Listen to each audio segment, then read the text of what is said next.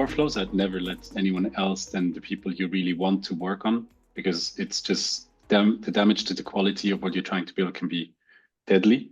On the less important features, if they can, so one, if it's easy for you to stop it if the quality is not good enough, and two, if you have a good feeling or a good sense that the quality of what they're building is good enough not to really damage your reputation or the system, why not? You can give it a try, right? Because it will reduce the scope of what you have to do. You'll be faster with your time to market.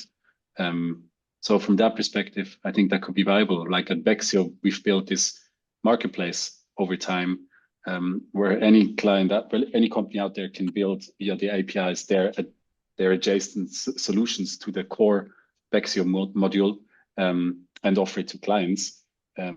We just had a quality gate where we made sure that certain things have to be in place.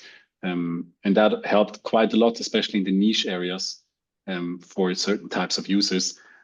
But that only really caught on when the platform was quite big, right? So now they have like 200,000 users, 70,000 clients. So now it starts to really make sense to have this marketplace. I think in the beginning, the more you can focus on certain things, the better. If you don't really need those less important features, try to go without them. If you have partners that you think quality is good and it's easy to stop it if it's going to be damageable, give it a try. That would be my first thoughts. Maybe Luis or Nana, do you have different opinions? Yeah, I can jump in quickly. To be honest, I would actually only go for that if it's this marketplace concept where basically they are in charge later on for their piece of software. They have the customer service for that if needed. Otherwise, you might be too dependent on the external that you cannot control.